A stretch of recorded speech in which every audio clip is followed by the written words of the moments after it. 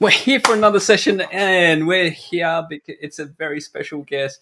And I'll tell you more as we come through the whole live session. We're here with Kate De Jong, and she is here from Fempire. I'd like a good explanation on what Fempire is about. So we'll be asking you about what Fempire is about to you and what it means for a lot of the people that you coach. The Mhm. things that we'll be talking about is your book has just come out. So could you please tell us more about your book? The book is called, what was the book called? Seeds of a Calling. Oh, the calling. Thanks, So we've Andy. got That's all Kate right. De Jong here, and we'd like to know more about Seeds of a Calling. Yeah, thanks, guys. It's really good to be here with you. So the book that I've just released is all about my journey of uh, not following my truth, basically. So from a young age, I was very much malleable to parental, societal conditioning, and I was a people pleaser. Let's just put it that way. And which I know a lot of women are, because as you know, my work now is I've niched into women, coaching women to grow businesses. But yeah, typical female trait, trying to please everyone except yourself. And I like interesting. I talk about how the seeds of your calling are things that you're naturally drawn to when you're young. So they're the things that you can't sort of stop yourself from doing. And like for me, it was writing, it was being creative, it was I had some radio blank cassette tapes. I would record myself hosting radio shows. They were the things that I did for fun, and in hindsight they were the seeds of my calling. Like they're the things that I actually am meant to be doing in this lifetime. But I got caught up with trying to please my dad, teachers, society, and I did what I thought was the responsible thing, which is to become a scientist and an engineer, because I was told that if you're good at science and maths, which I was, even though I had to work ridiculously hard at them, then you should help the world solve all the, the big problems. You should become someone who can help solve the world's problems. So I felt this enormous responsibility because I was good at maths and science that I should contribute somehow. But what I came to the realization, so basically it's a journey of betraying myself, not following my truth, and burning out and the wheels falling off gradually over time. So started out with, extreme tiredness. I was going to doctors saying what's wrong with me. I'm tired all the time. That developed into chronic illnesses, hyperthyroid. Like my body was trying to give me signs that I was on the wrong path. And what I've learned, and that's the message in my book, is that your body is your guidance system. Your energy levels are like an indicator of how close you are on your true path. Like when you steer away from your true path, you get illnesses, tired. Your body tells you. And so anyway, long story short, I ended up a burnt out husk of a human who was pretty much suicidal in my mid-30s. I had reached the heights. I was a successful engineer from the outside looking in. I ticked all the boxes. I was successful, earning a good salary. I was in a senior management position. I should have been happy, right? Except on the inside, I was dying. And that was I think life, tries to give you guidance in the form of little knocks, little hammer knocks. And then when you don't listen, then eventually the sledgehammer comes out and just takes you out. Yeah, so that was sort of the lesson for me in my mid-30s, when I call it the dark night of my soul, but that's when I really didn't want to go on anymore. I thought, if this is life, just let me out of here, and didn't realize that my choices had contributed to this mess that I got myself into. And so I had to go through a huge sort of soul searching and rediscovering who I actually am. If I'm not an engineer and I'm not that person that everyone thinks I am, then who am I and what am I meant to do? And, so it's pretty much an existential crisis, identity crisis, the whole lot. And I basically just had to drop the facade, let go and say, hey, this person that I've been, that's not me. That's not who I am. That's not who I want to be. And actually, this is me. And it took me a few years to find my feet and find my path. But I started out career coaching and developed a program like trying to help reconnect people to themselves so they can figure out the right professional path for them. And it's just the thing around Fempire and how Yeah, that so sort of came about. that's how what happened was, so Seeds of a Calling, the book that we mentioned, is all about that journey of the price you pay when you don't follow your truth, basically. When I was trying to grow my career coaching business, I met Marnie Lefebvre, who is the founder of Fempire. So Fempire is actually a franchise. Yep. It's actually evolving now into a different business model because we've discovered franchising doesn't work for service businesses, which was I kind of thought that might be the case. But anyway, we gave it a good crack, and now we're pivoting business models, so that's happening soon. But Fempire, so basically Marnie was my business mentor for a couple of years, and with her guidance, I was able to really sort of go from strength to strength. And I realized how badly everyone needs a good mentor, especially when you're growing your own business. Absolutely. And it was, by partnering with her and learning how she rolls, that I was able to really get my own business up and running. So yeah, we decided to launch Fempire in 2019, and we built it from the ground up. Our mission being to help more women succeed in business, because the stats for women in business are really bad. So you've got the glass ceiling in corporate life, obviously 15% less salary across the board for the same job between men and women. So it's pretty well known that there's the glass ceiling in the corporate world. But in entrepreneurship, it's even worse. So on average, women in Australia earn 30 to 40% less than men in business. And this, I think Andrew had a slide that he was going to put up, which talks about how there are so Bring that many up, Sandro. Sorry, Kate. Bring that up, because I thought it was quite important to talk about. But go ahead, Kate. Yeah, so business startups, 84% female, 15% male. So there are loads of women wanting actually starting businesses, and there's a massive will to do that because it gives you flexibility, freedom if you're a mother. But yeah, the number of businesses earning over 200K, the percentage drops to 19% female and 81% male.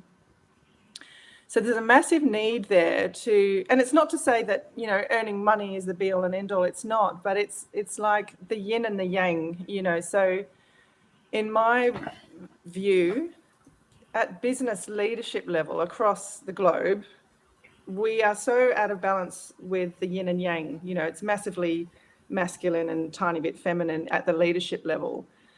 And in my view, that's why we've got wars and climate change. It's because we're out of balance. We make better decisions. The system thrives better as a whole when you've got equal, yin and yang energy, right? I agree with that. So I resonate with a lot of the things that you're talking about, because you've got the feminine side, which is all the caring and the aspects of making sure things are sort of working smoothly. And let's face it, women are much more organised in getting things sorted out, while men in the masculine side is all about the protective and being able to provide safe space. And that's one of the most important things that we're seeing as well. We've talked about that. So that what do you find with the imbalance? What's the imbalance for you in the yin and yang and the feminine? So that's exactly right. We need both, right? We need the masculine and we need the feminine, but they need to be pretty much in balance because both are needed. So the most staggering statistic of all when it comes to capital funding, so businesses that, on the theme of startups, women that try to start a business have very little access to capital funding. So in 2021, the stats for Australia and America showed that only 2% of all the available capital funding went to female-led startups. So that's part of the problem, is that they're just not getting the financial backing that male businesses are. And what I've noticed in my role as coaching women to start and grow businesses over the last 4 years is that, there's 6 stages of business growth. You start with an idea and then you go into negative dollars because you have to put money into the business in order to get it off the ground, which is where that capital funding helps. But then you go through a period of building, hustling. You guys know what this is like because you've gone through it, and and there's that sort of black hole where you feel like you're putting time, energy, money into this business, but you're not seeing the rewards yet in terms of profit.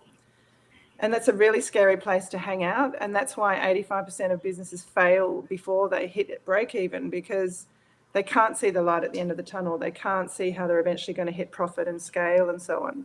So that's the part that where women usually bomb out, is that they, the husband starts saying, you're not making any money, maybe better go back and get a job, or, this is not working.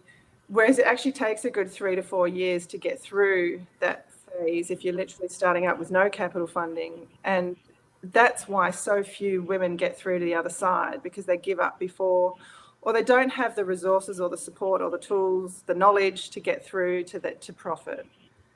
So that's where we come in, and we're like, oh my God, there's this massive need. So we're focusing on really giving women the skills and the tools to get through the startup phase and hit profit as quickly as possible. So hopefully try with the intent to shift that 2% up at some point. So my ultimate vision is to become a capital investor. I'd love to make enough that I can put back money into startups and start funding some of the female startups, so we can, have more women at business leadership level and doing successfully in business. I'm just, it's been, because I'll put it out there that Kate and I are related, and yes. I've just taken this all in because we haven't caught up in so long. And many of the things that you're saying is just resonating, and I'm like, I'll have to read your book. And we've got to chat more, because I know. We're like peas in a pod, Andrew. I know. We are. So, and I know you're on the other side of Australia, but we do have the tools like this where we can get together. So, it's just very interesting. And that's I guess why we're having these conversations, is how can we fit and connect those people to push them through, and where can we find, you're talking about the yin and the yang and everything, and how can we bring that harmony back to what we once had. Yeah, because it benefits men as well, right? It's I think a lot of people, when I talk about Fempire's mission and so on, a lot of men feel threatened, or one guy said to me, oh, we don't need that. I've told my daughter she can do or be anything she wants. And I said, well, that's great. That's what my dad told me too, but that doesn't solve the underlying issues that we face in society with unconscious gender bias, the fact that most of the raising of children still falls on the shoulders of women. And, there's just a whole bunch of interconnected things that make those stats the way they are. And I think if everyone could agree that, when there is that harmony, the men thrive more as well as the women. So even individually, when we've got the feminine and masculine energies balanced, we're healthier, we thrive, right? And it's at the collective level too. So trying to shift that myth that female empowerment somehow is to the detriment of men, which it so totally is not, But we still come across the people that think women should still be in the home, and that what we're doing is actually disrupting the balance, and the natural balance is that the man is working, the woman's at home. And everyone's changing. So it is changing. We're seeing a lot of different changes around the world, but it's just coming to the concept and the idea that this is happening, and a lot of people are not really ready for it. But there's a lot of people out there to support it, like yourself, that have all the different tools that can support not only just women, but I can see that you can use a lot of the tools to help a lot of men, because some men have felt like they've had to come into the role of being the feminine at the same time, right?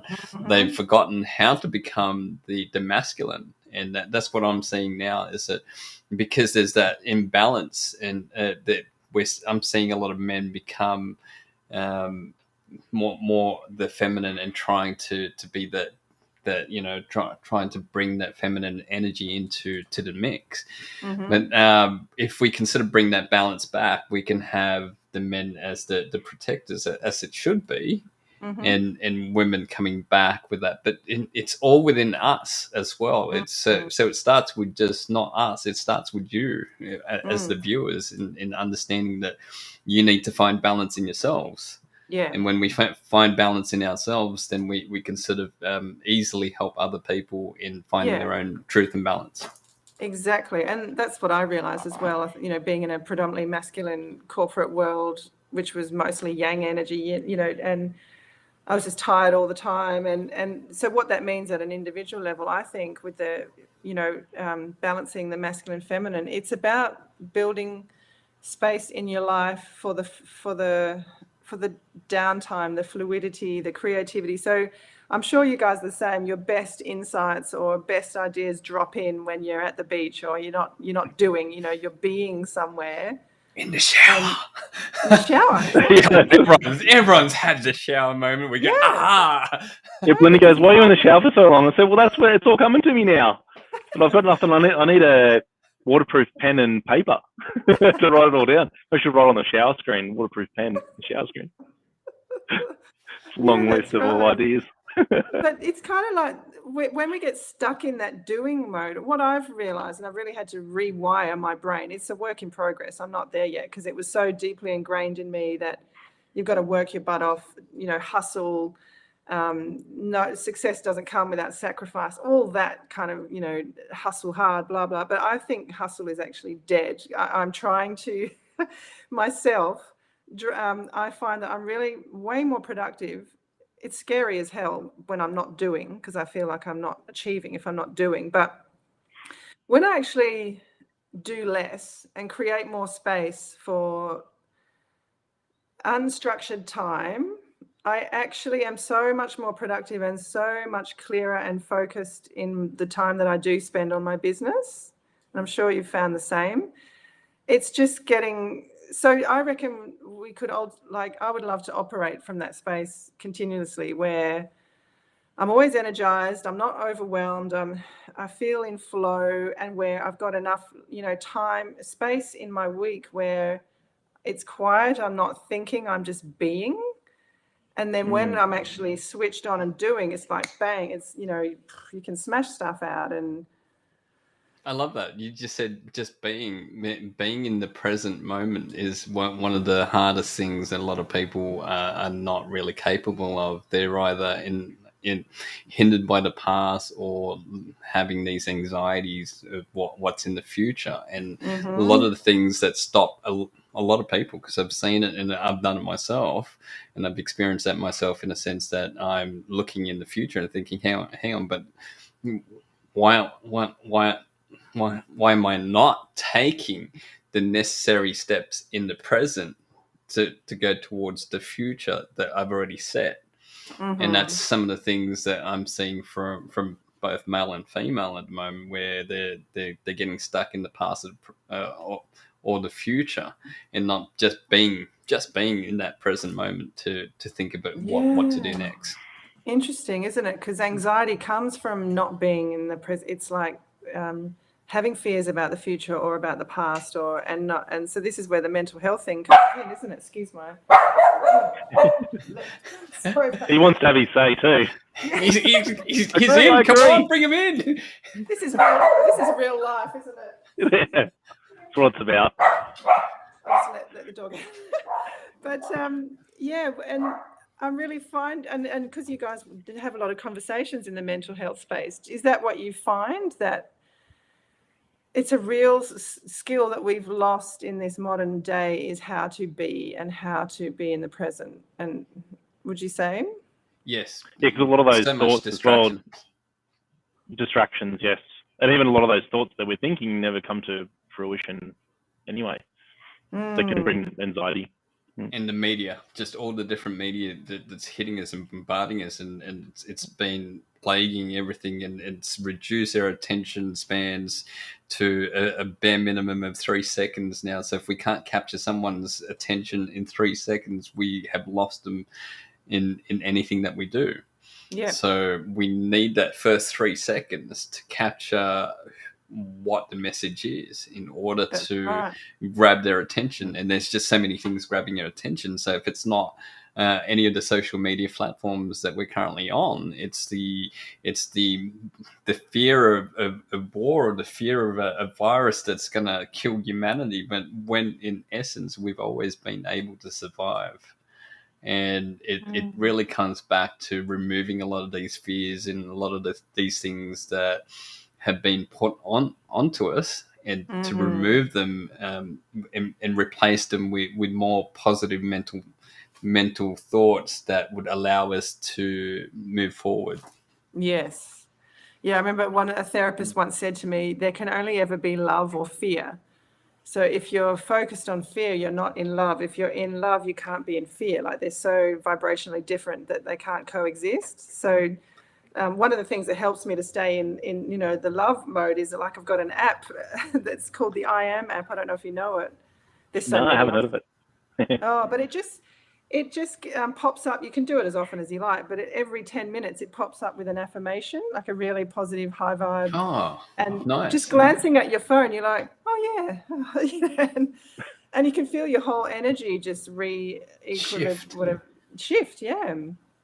And I find that's really helping me stay out of that sort of fear, anxiety, worry mode, and just relax into the present and surrender and trust. That's another big lesson I've had to learn over the years, is that whenever I try to push or force, life is just really hard. But whenever I let go and just surrender and trust that, okay, it feels really scary that there's no revenue, not as much revenue coming this month. You know how scary that is as a business owner when something didn't pull off, or you didn't, get a conversion that you wanted or something. And then you sort of go into this, fear space that I think employees never understand, because when you're personally responsible for bringing in your income, it's a whole other level of primitive survival things that get triggered, isn't it? And also, then if you've got employees, then you're kind of worried not only by on your own self, but you're worried about what's going to happen to them. And it's like, oh my goodness, how am I going to feed myself, my family, and their families? Yes, that's right. Massive responsibility. But, I've been in a few places where exactly, can't pay bills, contractors, and you can get into this freeze mode. But whenever I just sort of drop in and trust, it's going to be okay. Something's going to happen. Something's going to shift. And as soon as I get into that space, something shows up or something happens, and I'm on a roll again. Yes. Yes. There's still also some of that talk around, if you say that, then it's like, yeah, we all go through it, but I need this, and straight back to work. And it's like, well, right, and then you've got this bit of a battle going on too. That, well, hang on, maybe we just take a step back and spend a bit of time to work through it. So we still see that, because some people, we need the outcomes and stuff like that, but maybe there's something we can work on now that we can help with. Yeah. That further on down the track, this doesn't become such an issue, or happen again. Yeah. Yeah, that's right. It is a really, look, when I find the solution, I'll let you guys know. But it's just a work in progress, isn't it? This tug of war between conversations. It comes down to law of attraction and a few different things. That if you are stuck with a mental thought, then that mental thought is to drag on, and you carry and attract a lot of the things around that. And so that's some of the things that happens to a lot of people, and including myself in the past. But once you change that thought pattern into something far greater, then you're only attracting all the things, instead of having this lack mentality and thinking, I don't. But if you already know and understand and practice even gratitude and getting an understanding of what you're really grateful for, and a lot of the things that you are grateful for will keep coming towards you. And a lot of if you change the way you behave and act and think, then a lot of the things will come to the forefront. And a lot of the things that have been happening recently is just a lot of the things have been easily attracted, and it's just coming as I feel very magnetic in such a way that I'm now attracting all the things that I need to proceed and move forward at all times. I love that you said that. And I love that the word, the law of attraction is now kind of mainstream, that we can talk about it without seeming like woo-woos, Yes. This is what I was saying the other day. It's been so wacky. Everyone, what are you talking about? You see, you're off with the fairies, But no, we need to bring this and make it awareness and bring it to the forefront that it can help the situation. But I just be mindful of the time that we're going 25 minutes and all the time. So, I'm sure we can talk more about this. And we could talk all day. Yeah, we need another 3 hours to discuss. I haven't even gone through Abraham Hicks, so but let's just sort of move away from this, and if I get into a funk, that's where I go. Yeah, yeah. We'll have to come back with a few more things. Was there anything else that you wanted to add, Andrew? Me? Kate? I'm all right, but Kate, if there's anything else. No, I'm good. I loved the chat. Thank you, guys. It goes so quick when you're talking to like-minded friends. So and real quickly, just when we had that conversation without Andrew, could you tell us this thing about Andrew? Because I'd like to have this on recorded, and I'd like to publish it out to my TikTok. Just be very careful what you say, because it could. I know we're related by blood, but I'm going to somehow separate it. Now I'm going to be able to mute Andrew so he can't jump in. There he is. He's now muted, so you don't have to listen to him. He's gone. You can say whatever you want. It's fine, Andrew. Trust me. It's not that bad. But for those who aren't aware, Andrew and I are cousins, and we did spend some time when we were growing up as kids. And I have this distinct memory of dancing with Andrew in front of the television screen. And he was maybe 4 or 5, and he had these beautiful red curls, and he had the grooviest dance moves, and he was just so adorable. And so I'm sure the groovy dance moves are still in there somewhere. I knew we should. Oh, I'm still muted, aren't I? You're not. I'm not. Oh, I'm muted. I thought I was still muted. This is perfect. No, it's not, and we're going to edit this out later. I knew we should have done these live. So Andrew's known as Pretzel on TikTok. So the pretzel dance is coming. Stay tuned. I did one video once with pretzels, and it just stuck. I thought you were like moving your body into a pretzel. No, just eating pretzels, and like, wow, okay, fair enough. This is I brilliant. hope I didn't throw you under the bus, Andrew. Like I said, I've been under many buses, so I know how to get out of it. Too late to edit, said Joe. Okay. G'day, Joe. G'day, Vic. Thanks for jumping on, checking it out. We got so Seeds of a Calling book just been launched. Launch party was a couple of weeks back. Yeah, about a month ago. Months ago, now. Jeez, yeah. I'm flying. Yeah, it does. But there's a link there. There's a link there. Provide us with a signed copy that we could give away. That'd be really good. Absolutely. Yeah, so I'm happy to give away a signed copy. I've got a whole bunch of them sitting on my desk. I can send one over. So yeah, whoever jumps in and wants one, let me know. I'll send it across. There we go. Awesome. Oh, thanks, Kate, for jumping on. Thanks, Kate. Thank you. I'll get over to Perth soon.